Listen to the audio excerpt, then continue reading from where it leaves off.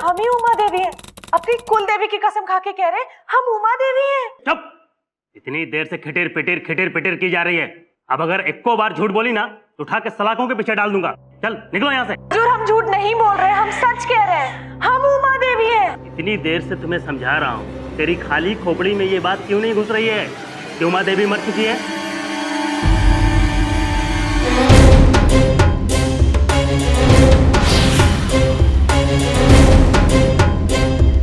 22 जुलाई 1988 को Bihar Chakai police station में एक महिला बार बार ये बात दोहरा रही थी, मैं जिंदा हूं, मैं जिंदा हूं। अपने आप को उमा देवी कहलाने वाली ये औरत झूठ तो नहीं कह रही थी, और अगर सच कह रही थी तो आखिर ऐसा हुआ क्या था कि उमा देवी को मरा हुआ मान लिया गया था?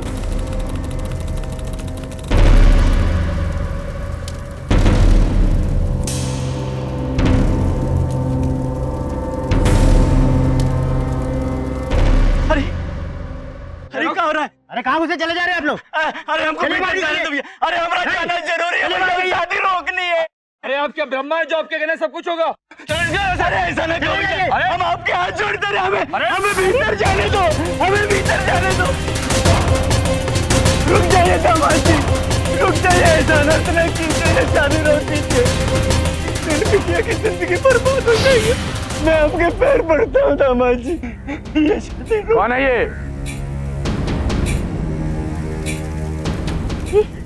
ये क्या कर रहे हैं आप?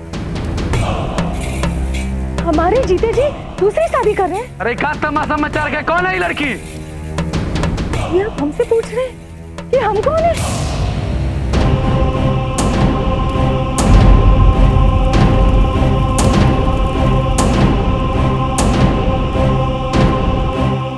तारा भाभी,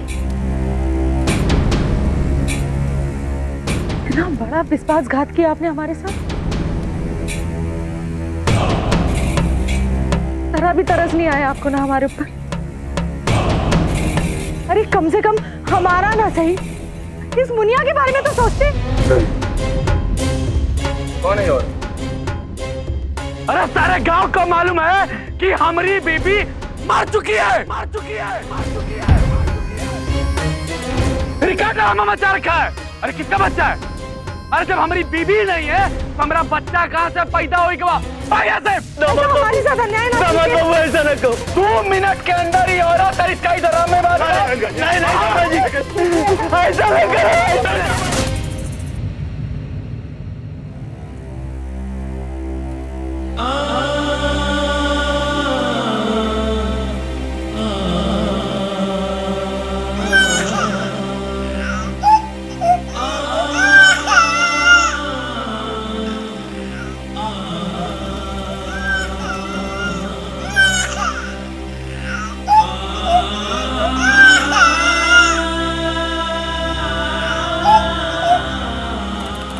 दरोगा जी, आप तो पढ़े लिखे हैं, ये देख लीजिए।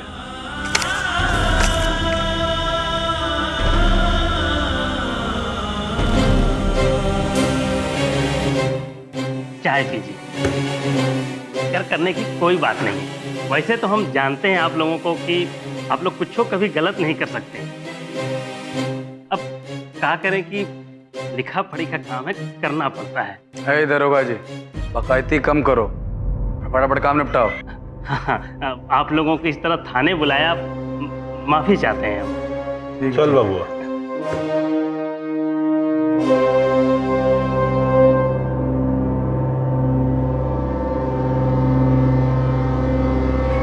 अरे कहाँ जा रहे हैं?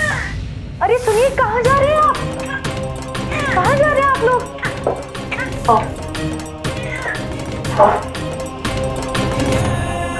हजूर, कछु कीजिए हजूर, वो चले जा रहे हैं। देखो, बहुत हो चुका तुम लोगों का नाटक नौटंकी।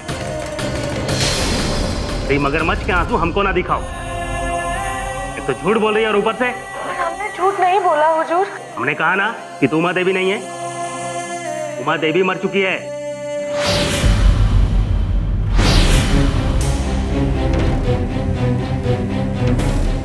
साहब, हम जिंदा खड़े हैं आपके सामने, हम ही उमा देवी हैं। हाँ हुजूर, ये हमारी बेटी है उमा देवी, जिंदा है हुजूर। तो हम कब कह रहे हैं कि ये मर गई है? राम साहब की पत्नी उमा देवी मर चुकी है और ये तेरी बेटी उमा देवी नहीं हो सकती। ये कागज देखने के बाद सारा सच सामने आ गया है। ये औरत झूठ बोल रही है। ये कौन कागज है साहब? ये देखो, ये उमा देवी का मृत्यु प्रमाण पत्र है। सरकारी रिकॉर्ड में उमा देवी मर चुकी है, समझे? जाओ यहाँ से। उमा रुक जा, उमा रुक जा, ऐसा मत कर बेटी, ऐसा मत कर। जैसे जन्म लेने पर जन्म प्रमाण पत्र यानी बर्थ सर्टिफिकेट जन्म का सबूत होता है और शादी करने पर मैरिज सर्टिफिकेट यानी शादी प्रमाण पत्र शादी का सबूत होता है, वैसे ही मृत्यु प्रमाण पत्र यानी डेथ सर्टिफिकेट एक इंसान की मृत्यु का सबूत होता है। उमा देवी का डेथ सर्टिफिकेट इस बात का सबूत था कि उमा देवी मर चुकी है, लेकिन एक जीती जागती महिला अपने आप को उमा देवी कह रही है। किसे सच माने? आखिर क्या है ये पहेली? रुक जा, अरे रुक जा, अरे कोई रोको, अरे भाई कोई रोको मेरी बेटी को। उमा रुक जा मेरे बच्चे, रुक जा, उमा रुक जा, उमा रुक जा, ऐसा मत कर बेटी, ऐसा मत कर।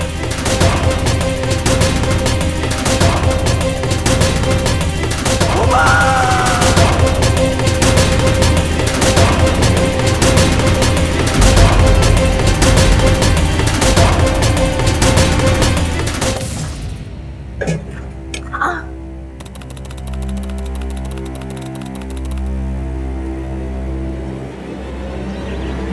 उमा, ये हम ले लेते हैं।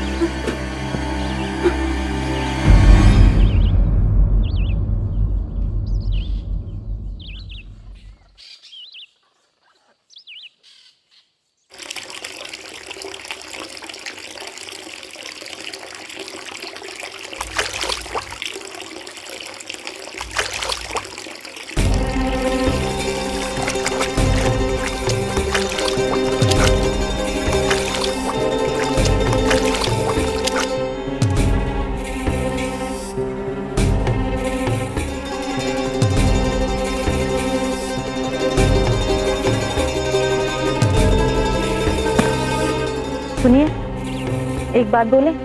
तो बेचारी सितारा दीदी इतनी कम उम्र में विधवा हो गई। हम सोच रहे थे क्यों ना कोई लड़का देख के उनका ब्याह करा देते। हम लोगों के यहाँ सोचने का काम सिर्फ मर्दों का होता है, औरतों का नहीं। आज के बाद फालतू बातें सोची तो मुंह से जुबान खींच लेंगे।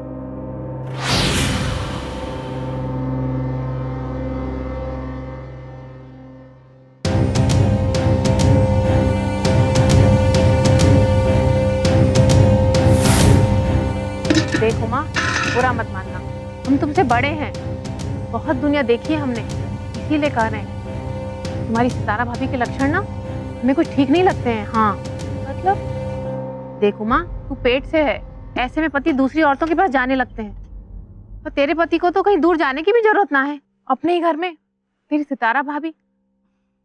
आप भी पूरे गांव वालों की तरह हमारी भाभी की बुराई करने लगी। हमें अपने पति और भाभी पे पूरा विश्वास है। माँ तू बहुत भोली है, भाभी बिल्कुल सही कह रही है। और फिर देख, ये दुनिया की रीत है, जब दिया और घी आसपास होते हैं ना तो आग जरूर लगती है एक दिन। और वही आग कभी भी घर जला सकती है।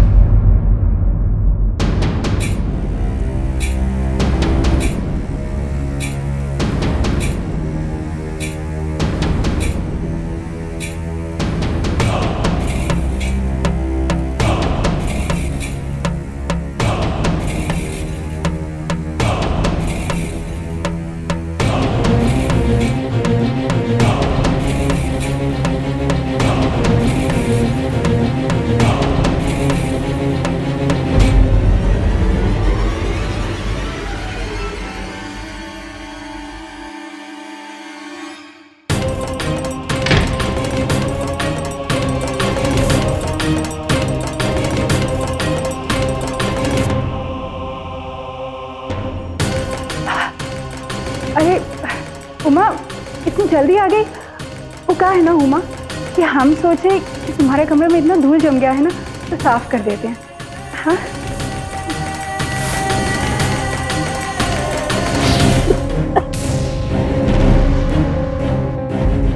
चलो चलो यहाँ से, हमें इसके साथ किसी ने देख लिया तो मुसीबत हो जाएगी। चलो चलो चलो चलो चलो चलो चलो चलो चलो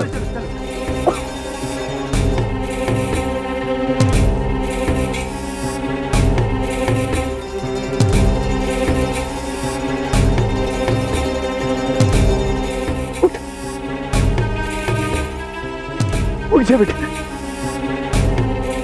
संभाल अपने आप को।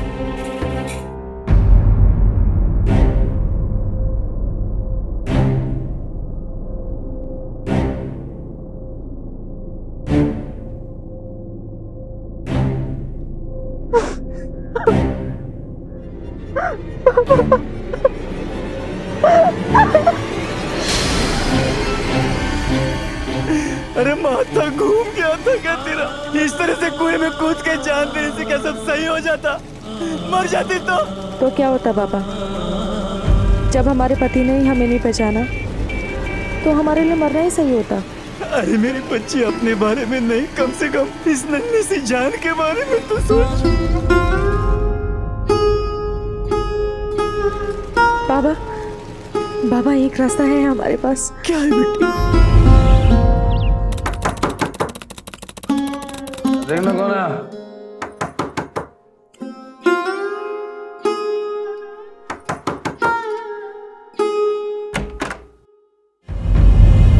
तुम? हमसे बहुत ही बड़ी गलती हो गई जो हम आपके खिलाफ थाने में रबड़ लिखाने चले गए। हमें माफ कर दीजिए। आप हमें जो भी सजा देंगे हमें मंजूर होगी, बस हमें इस घर से ना निकालिए।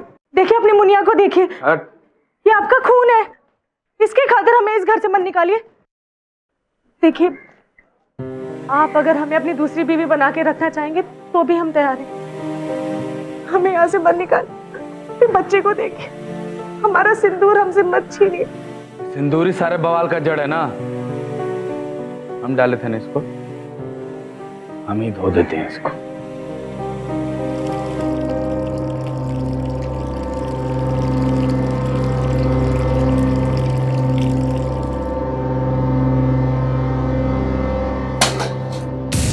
भाग यहां से!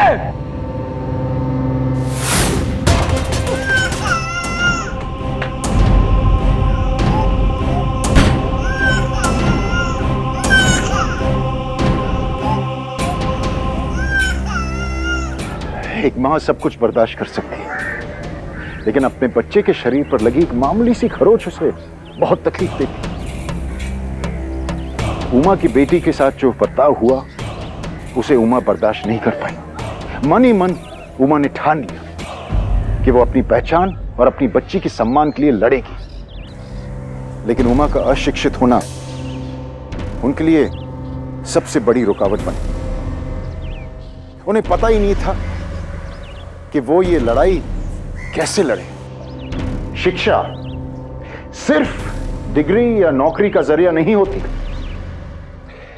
शिक्षा इंसान के जीवन को एक सही दिशा भी देती है, और यह दिशा उमा देवी के पास नहीं थी। इसलिए बहुत दिन तक भटकने के बाद आखिर में उन्हें एक जरिया मिला, और वो थी वकील रीना वर्मा।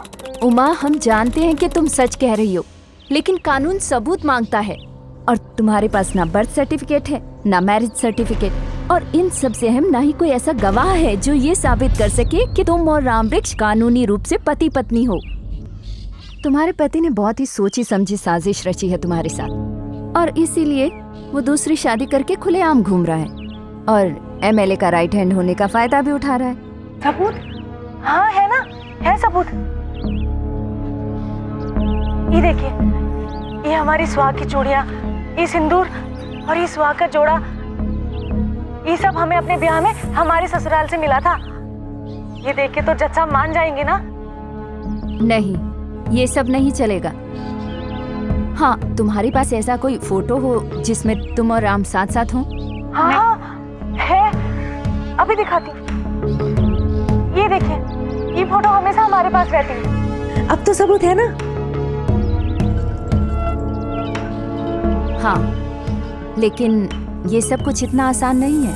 कोर्ट की कार्रवाई काफी लंबी चलती है और तुम्हें न्याय मिलने में काफी वक्त भी लग सकता है। इसमें काफी पैसा खर्च होगा और तुम्हारा पति काफी ताकतवर है।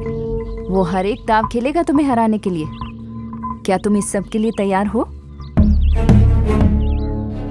हाँ वकील साहिबा, ये हमारी जमीन के पेपर हैं। हम अपनी पूरी जमीन बेच देंगे, बस हमारी बच्ची को इंसाफ मिल जाए, उसको उसकी असली पहचान मिल जाए और हमको कुछ नहीं चाहिए, कुछ नहीं, सब बेच देंगे हम। हमें हमारी पहचान के साथ साथ हमारी मुनिया की भी पहचान लानी है। माय लॉर्ड, ये फोटो देखने के बाद केस बिल्कुल साफ है कि उमा देवी ही राम वृक्ष की पहली पत्नी है और पहली पत्नी के होते हुए दूसरी शादी करना गैर कानूनी है।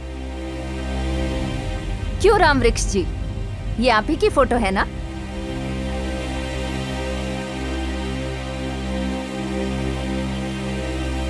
साहब, हमारी पहली शादी में कोई फोटो तो नहीं खींची थी साहब। जिन फोटोग्राफ्स को सबूत बनाकर अदालत में पेश किया जा रहा है, वैसे कितने सबूत ट्रिक फोटोग्राफी से बनाए जा सकते हैं, लेकिन डेथ सर्टिफिकेट नकली नहीं बनाई जा सकती। उमा देवी मर चुकी है और ये रही उनकी डेथ सर्टिफिकेट। ये झूठ है मिलॉर्ड। माय लॉर्ड, ये कैसे हो सकता है कि इस कोर्ट में बैठा हुआ ये इंसान जो उमा देवी का पिता है, वो इस लड़की को अपनी बेटी उमा क्यों बता रहा है? ये साजिश है मिलॉर्ड, और ये आदमी इस गहरी चाल में शामिल है। पैसों की लालच में अंधे होकर इस आदमी ने अपनी एक दूसरी बेटी खड़ी कर दी ताकि मेरे वकील राम वृक्ष जी को ब्लैकमेल कर सके। झूठ है साहब। तो फिर सच क्या है? आप अदालत को बताएंगे सच क्या है? मैं पूछता हूं, क्या कोई ऐसा गवाह या सबूत है जो यह साबित कर सके कि यही उमा देवी है? आप अदालत को बताएंगे सच क्या है? मैं पूछता हूं, क्या कोई ऐसा गवाह या सबूत है जो यह साबित कर सके कि यही उमा देवी है? दीदी हम उमा है ना? काका, काका हमारी बात सुनिए। उमा के पास ऐसा कोई गवाह नहीं था, ऐसा कोई सबूत नहीं जुटा पाई उमा जो कोर्ट में यह साबित कर सकता कि वो सच कह रही है। अदालत में सुनवाई शुरू होने के पहले उमा देवी ने लोगों के घर घर जाके उनसे विनती की थी कि वो उसके जिंदा होने की गवाही अदालत में दे। कैसे हमारी शादी में सब लोग मौन व्रत धारण करके बैठे थे, वैसे ही आज भी किसी के मुंह से एक आवाज नहीं निकलेगी। लेकिन राम वृक्ष वहां के एमएलए का खास आदमी था और अपनी इसी पहुंच का फायदा उठा के उसने गांव के सभी लोगों को जान से मारने की धमकी दे दी थी। राम वृक्ष की धमकी ने अपना असर दिखाया। गांव का एक भी शख्स उमा देवी की मदद के लिए अदालत तक नहीं आया। मिलॉर्ड, मैं पूछता हूं, क्या कोई ऐसा गवाह या सबूत है जो यह साबित कर सके यही उमा देवी है? अदालत सारे सबूतों को मद्देनजर रखते हुए ये फैसला सुनाती है कि राम वृक्ष पर लगे हुए सभी आरोप गलत हैं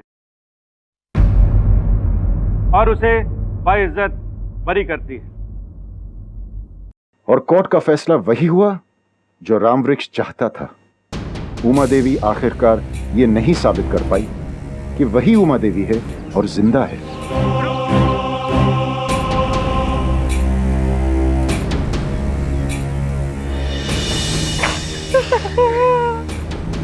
मत रो मेरी बेटी, मेरा मन कहता है सब ठीक हो जाएगा।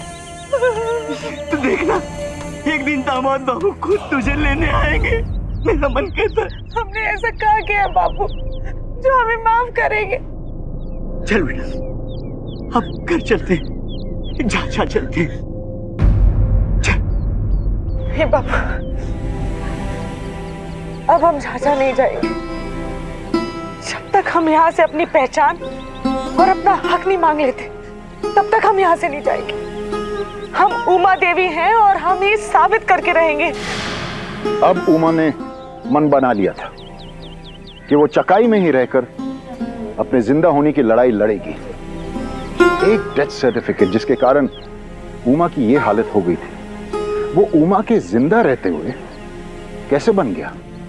किसने बनाया ये मृत्यु प्रमाण पत्र और क्यों? सुनिए जी, जो आज हुआ है ना, वो इसके बाद से नहीं होगा। क्यों नहीं होगा? हमको डर लगता है। अरे इसमें डरने की क्या बात है, हैं? हमको डर लगता है कि अगर हम पेट से हो गए तो। अरे पेट से हो जाएगी तो इसमें डरने की क्या बात है? अरे हम तुमसे शादी कर लेंगे रे। हम ये बिल्कुल बर्दाश्त नहीं कर सकते कि हमारी औकात इस घर में दूसरी बीवी की बन के रहे। अगर हमसे शादी करनी है तो उमा को मार दो। तुम एकदम पागल। जानती हो हमारे जो एमएलए साहब हैं वो क्या कहते हैं? कानून को अपने हाथ में मत लो, कानून के दायरे में रहकर काम करो। इसका मतलब है कि आप उमा को नहीं मारोगे। उसके लिए हमने कोई और इलाज सोचा है।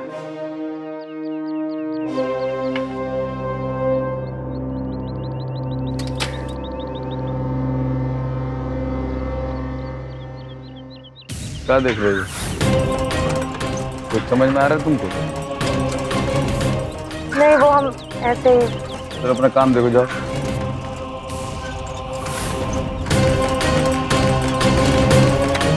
ले लीजिए उमा देवी के नाम के मृत्यु प्रमाण पत्र।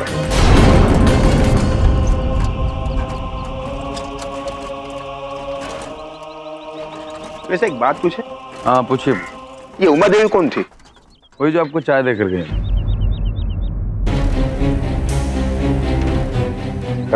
माँ, जब हम लोगों के यहाँ औरत पेट से होती है तो उसका पहला बच्चा उसके मायके में ही पैदा होता है, इसलिए तुमको भेजना पड़ रहा है। जी जानते हैं, आप फिक्र मत कीजिए। हाँ देखो, अपना ख्याल रखना और जो भी कुछ हो हमको खबर करना। बहुत जल्द हम तुमको और अपने लल्ला को लेने आएंगे। जाओ। हाँ चलो भी, ड्राइवर ले जाओ।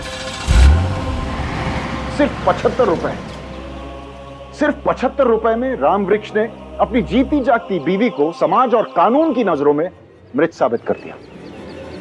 और राम वृक्ष अच्छी तरह से जानता था कि अनपढ़ और गरीब उमा देवी खुद को जिंदा साबित नहीं कर पाएगी। लेकिन उमा देवी हार मानने वालों में से नहीं थी। वो हर हाल में अपना अधिकार वापस पाना चाहती थी। इसलिए उमा देवी ने तय कर लिया था कि अब चाहे जो भी मुश्किलें आए, वो अपना हक लेकर रहेगी। ए जी, सुनते हो? हाँ बोलो। वो जो हमारी सौतन है ना, वो इसी गांव में आकर रहने लगी है। क्या चाह रही हो? उसको है? यहाँ हम परेशान बैठे हैं और आपको मजाक सूझ रहा है। अरे तुम काहे परेशान बैठी हो? पूरे गांव में करवा दिए, कोई उसकी कोनो मदद नहीं करेगा। और बात करना तो दूर, कोई पानी नहीं पूछेगा। ऐसा ही परेशान हो रही हो, तुम देखते रहो। मुकदम जीना हराम कर दे। शंभू भैया, हमारी मुनिया बहुत भूखी है, थोड़ा सा दूध दे दो शंभू भैया। माफ कर रहा हूँ भौजाई, हम आपको दूध कतई नहीं दे सकते। क्यों? वो कहा है ना कि पिछली बार जिस दूध वाले ने आपको दूध दिया था ना, वो राम वृक्ष भैया के आदमियों ने उनका घर जला दिया था, और जिस कुआं से आपने पानी लिया था ना, उसमें जहर भी डाल दिया था। हम आपकी कोनो मदद नहीं कर सकते भौजाई, हमको माफ कीजिए। हमारा भी घर परिवार है, माफ कीजिए हमको। क्या हुआ? नहीं मिला ना दूध? थक गया हूँ बेटा मैं भी यहाँ काम ढूंढते ढूंढते, पर यहाँ हमें कोई काम नहीं दे रहा है। समझ में नहीं आ रहा है कि घर चलेगा कैसे। मेरी बात मान बेटा, अपनी जीत छोड़, चल झाझा चलते हैं। नहीं, यहाँ तो इस नन्ही सी जान के लिए हम पेट भर के दूध तक नहीं दे पा रहे हैं। चल बिटिया।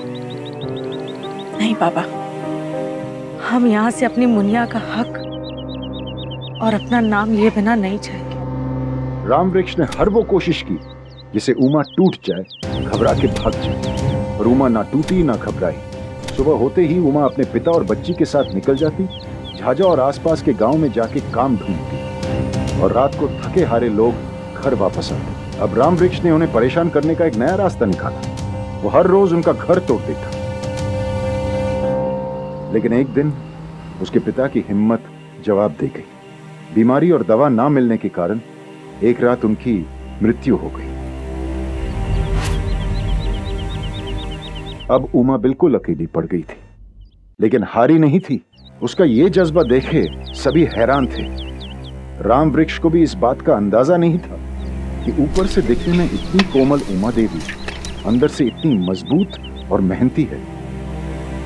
वो आज भी बार बार उनका घर तोड़ता है और उमा पहले की तरह रात भर अकेले वो घर बनाती। ये सिलसिला कई सालों तक यूं ही चलता रहा। अम्मा, आज फिर हवा से हमारा घर गिर गया। हाँ बेटा, पक्का घर नहीं बना ना, इसलिए हवा से गिर गया। जब पक्का बनेगा तो नहीं गिरेगा। तो हम लोग इसे पक्का क्यों नहीं बनाते? उसके लिए हमारे पास ढेर सारे पैसे होने चाहिए, है ना? ले आओ ना ढेर सारे पैसे, हमें रोज रोज घर नहीं बनाना पड़ेगा ना। ढेर सारे पैसे तब आएंगे जब आप ढेर सारी पढ़ाई करोगे और खूब बड़ी बन जाओगे। अब आपकी अम्मा ने तो कभी पढ़ाई की नहीं, है ना? आप करोगी ना?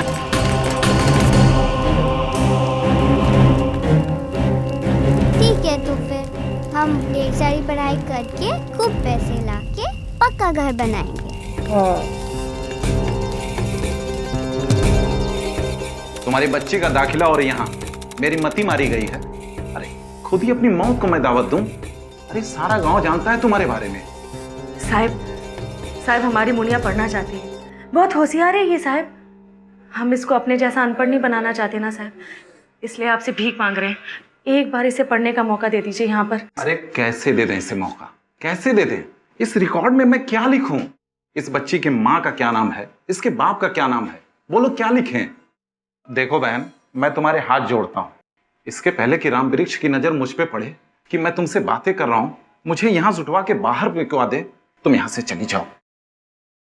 देखो, बच्ची का बाप जब इसे अपना नाम दे दे तो वापस आ जाना। अब जाओ तुम यहां से।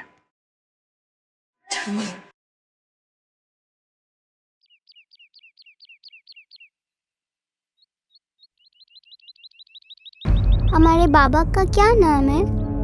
बता देते तो स्कूल में दाखिला मिल जाता ना। बताया क्यों नहीं? हमारे बाबा कौन है, कहाँ रहते हैं, वो हमसे मिलने क्यों नहीं आते? बताओ ना अम्मा। उमा देवी को अपनी बेटी मुनिया के सवालों का जवाब देना भारी पड़ रहा था, लेकिन जवाबों से ज्यादा चिंता उसे अपनी बेटी की पढ़ाई की हो रही थी। वो अपनी बेटी का दाखिला स्कूल में करवाना चाहती थी, लेकिन बाप का नाम मिले बिना यह मुमकिन नहीं था। थक हार के उमा ने फैसला कर लिया कि वो अपनी बेटी के लिए राम वृक्ष से मिलेगी। देखना सितारा, एक दिन हम अपने लल्ला को एमएलए बनाएंगे यहाँ का, पूरा गांव देखेगा। जरूर जी।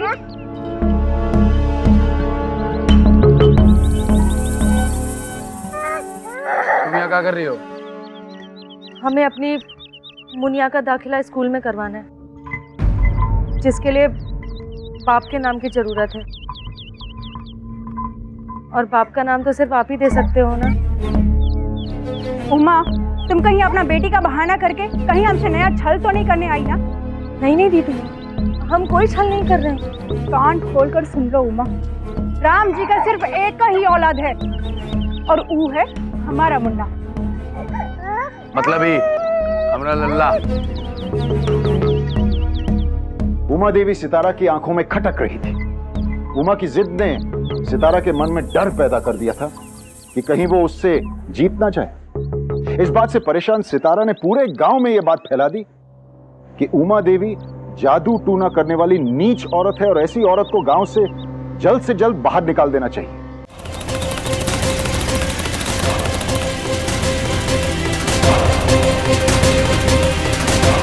ठीक है, कहाँ से लाई? मांगा? हाँ। मना किया था ना किसी से कुछ मांगते नहीं है, जाके वापस करके आ।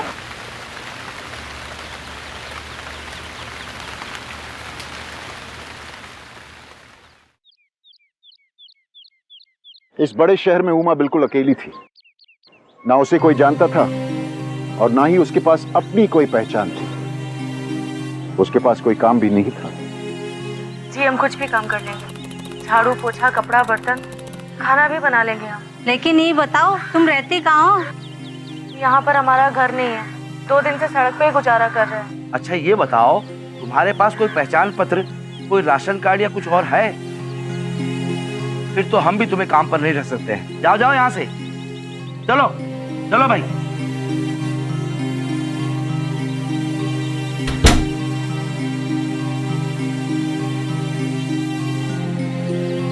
बिना आईडी कार्ड के ना उमा को काम मिल रहा था, ना रहने का ठिकाना।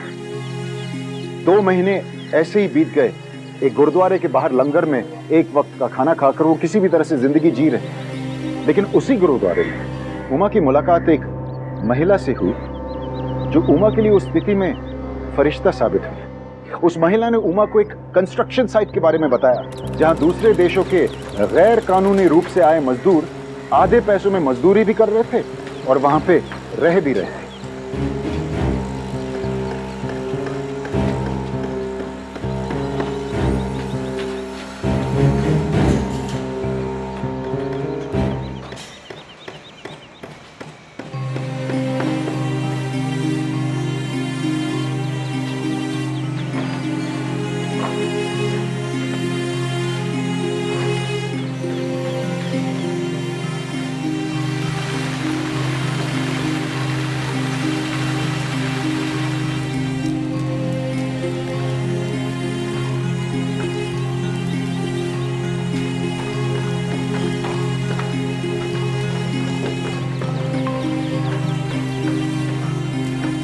अरे ये क्या मुनिया, हमने कहा ना तुम्हारे लिए निकाला, तुम हमें खिला रही हो? आपके हाथों में छाला हो गया है ना, आपके हाथों में लग गया है। लाओ मैं खिला दूं।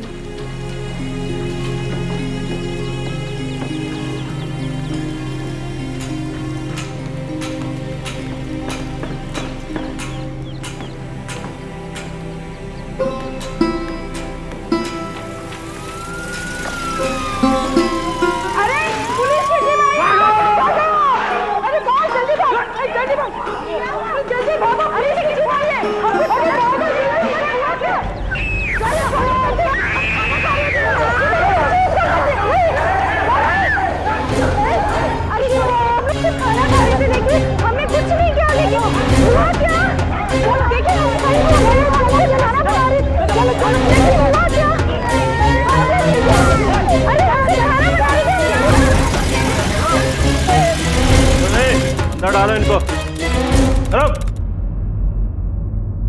अरे साहब हमें क्यों पकड़ा है?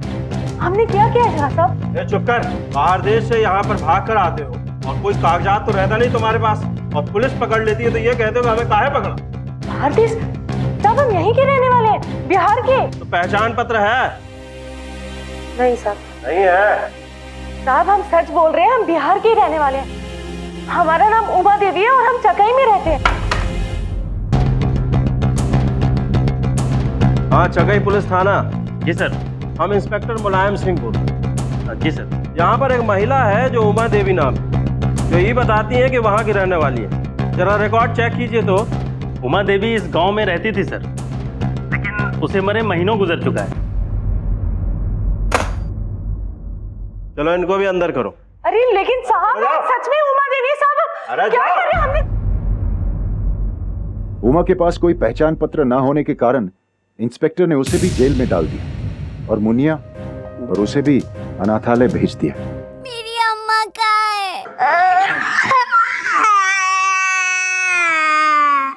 कुछ महीनों तक उमा को यह भी नहीं पता था कि मुनिया है कहाँ। साहिब बस इतना बता दीजिए कि वो हमारी मुनिया को कहाँ ले गए? पता नहीं, बड़े साहब ने उसे किसी अच्छी जगह भेज दिया है। उमा को अनाथालय लाया गया, जहां मुनिया को पढ़ते हुए देख उसे अपना सपना पूरा होते हुए दिखा। उमा ने फैसला कर लिया कि वो मुनिया की बेहतरी के लिए उसे अपने साथ वापस नहीं ले जाएगी। वो खुद उस जगह वापस चली जाएगी जहां पे वो काम कर रही थी। इसके सिवा उसके पास और कोई चारा भी तो नहीं था।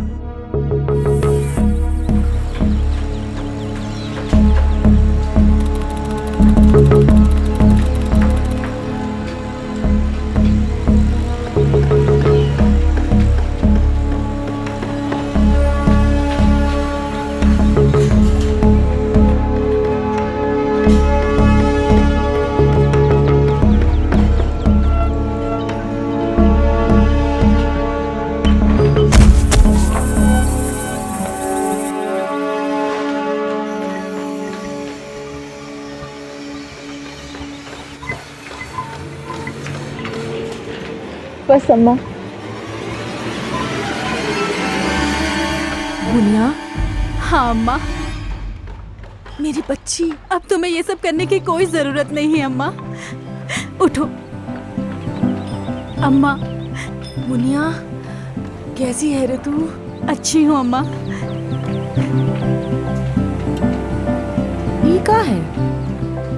मेरी नई पहचान।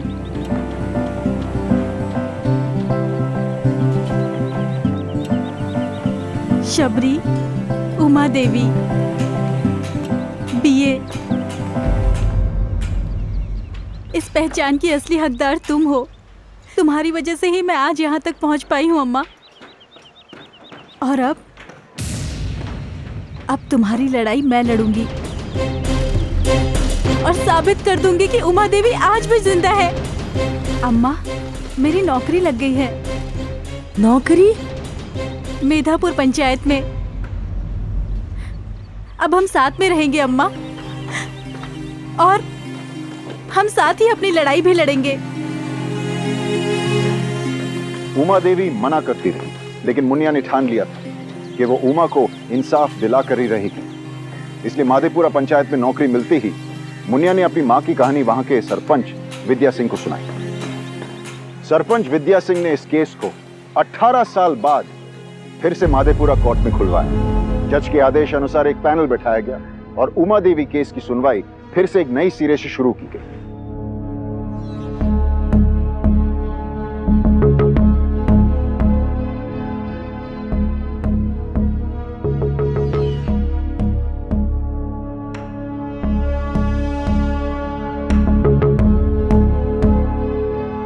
शबरी और विद्या को इस बात का पूरा यकीन था, इस बार उमा को न्याय मिल के रहेगा। दोनों पक्ष को सुनने के बाद और उमा देवी का डेथ सर्टिफिकेट देखने के बाद ये पता लगाना बहुत मुश्किल है कि अपने आप को उमा देवी कहने वाली ये महिला सच में उमा देवी है कि नहीं। इसलिए ये अदालत रामवृक्ष, खुद को उमा देवी कहने वाली ये महिला और शबरी, इन तीनों का डीएनए टेस्ट करवाने का आदेश देती है और डीएनए टेस्ट के रिपोर्ट के बाद ही अंतिम निर्णय लिया जाएगा। डीएनए टेस्ट अक्सर ऐसे मामलों में अहम सबूत का काम करती है। भारत में डीएनए टेस्ट की lab the centre for DNA fingerprinting and diagnostics CDFD Hyderabad में है। ऐसे कई केसेस में, जैसे अस्पताल में बच्चों का बदल जाना, बलात्कार के केसेस, कई बार कत्ल के केसेस में भी ये डीएनए लैब ने अदालतों की मदद की है। डीएनए टेस्ट रिपोर्ट के बाद सही न्याय हो पाता है। डीएनए रिपोर्ट से यह साबित होता है कि अपने आप को उमा देवी कहने वाली महिला और रामवृक्ष ही शबरी के सही माता पिता है। इसलिए अदालत रामवृक्ष को यह आदेश देती है कि शबरी के पिता होने के नाते शबरी को कानूनी तौर पे और सामाजिक तौर पे उसके सारे हक देने होंगे। योर ऑनर, डीएनए टेस्ट के बाद यह बात साफ हो गई है कि खुद को उमा देवी बताने वाली ये औरत कोई और नहीं बल्कि खुद उमा देवी ही है। ये औरत रामवृक्ष की पत्नी है और ये मरी नहीं बल्कि आज भी जिंदा है। मिलॉर्ड, डीएनए टेस्ट की रिपोर्ट से सिर्फ ये साबित होता है कि ये महिला शबरी की मां है। होगी, इससे हमें कोई इनकार नहीं है। मेरे क्लाइंट रामवृक्ष जी ने इस महिला के साथ अवैध संबंध किया था और ये लड़की पैदा हुई, लेकिन इस डीएनए टेस्ट की रिपोर्ट से यह बात साबित नहीं होती कि यही महिला उमा देवी है। योर ऑनर, अगर यह बात सच है तो भी दोषी रामवृक्ष ही है, क्योंकि डीएनए रिपोर्ट के हिसाब से जब शबरी का जन्म हुआ उस वक्त उमा देवी सिर्फ 17 साल की थी और 17 साल की उम्र कानूनी रूप में मां बनने की सही उम्र नहीं है। इसका मतलब आपके क्लाइंट ने मेरे क्लाइंट पर रेप किया है। रामवृक्ष के ऊपर बलात्कार का चार्ज बनता है। क्या कहना है रामवृक्ष? आप एक नाबालिग लड़की के साथ रेप करने के चार्ज में जेल जाना चाहते हैं? नहीं वकील साहब, मैंने कोई जबरदस्ती नहीं करी थी। जज साहब, उमा और हमारे बीच में जो कुछ भी हुआ वो हम दोनों की रजामंदी के साथ हुआ था। रामवृक्ष जी, उस वक्त मेरे क्लाइंट की उम्र 17 साल की थी। वो नाबालिग थी, उसकी मर्जी कानून की नजर में कोई मायने नहीं रखती। आपके ऊपर बलात्कार का केस बनता है। नहीं नहीं नहीं वकील साहब, हमने कोई बलात्कार नहीं करा। वो तो हमारी पत्नी थी, हमारी उसके साथ शादी हुई थी। ऑनर, रामवृक्ष ने स्वीकार कर लिया कि ये औरत उमा देवी आपकी पत्नी है, जिसे मरा हुआ साबित करने के लिए आपने जाली मृत्यु प्रमाण पत्र बनवाया था। सच्चाई आपके सामने मिला। रामवृक्ष ने सबके सामने अदालत में ये कबूल किया है, इसलिए अदालत ये आदेश देती है कि रामवृक्ष के खिलाफ जाली डेथ सर्टिफिकेट बनाने का मुकदमा चलाया जाए। और ये अदालत उमा देवी को जीवित साबित करती है और तहसील ऑफिस को ये आदेश देती है कि उमा देवी के पहचान प्रमाण पत्र जारी करें। इस केस में भी डीएनए टेस्ट की रिपोर्ट सच सामने ले आई। अदालत में रामवृक्ष ने भी अपनी गलती मान ली।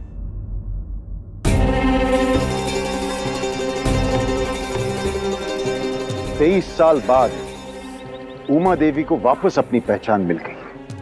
शबरी को भी पिता का नाम मिल गया, लेकिन शबरी आज भी अपने नाम के सामने शबरी उमा देवी सिंह लिखती है। उमा देवी अपनी बेटी शबरी के साथ खुश है। शबरी ने बैंक से कुछ पैसे लोन लिए और उन पैसों से उसने चकाई में एक प्लॉट खरीदा। दोस्तों, ये वही प्लॉट है जहां शबरी के नाना और उमा देवी रहा करते थे। अब शबरी उसी प्लॉट पर घर पक्का बनवा रही है ताकि फिर से कोई हवा उसे ना गिरा पाए। इसी के साथ मैं आपसे विदा लेता हूं। ऐसी सच्ची कहानी लेकर कल फिर से मुलाकात होगी। तब तक खुश रहिए, सुरक्षित रहिए। सावधान इंडिया, इंडिया फाइट बैक। नमस्कार।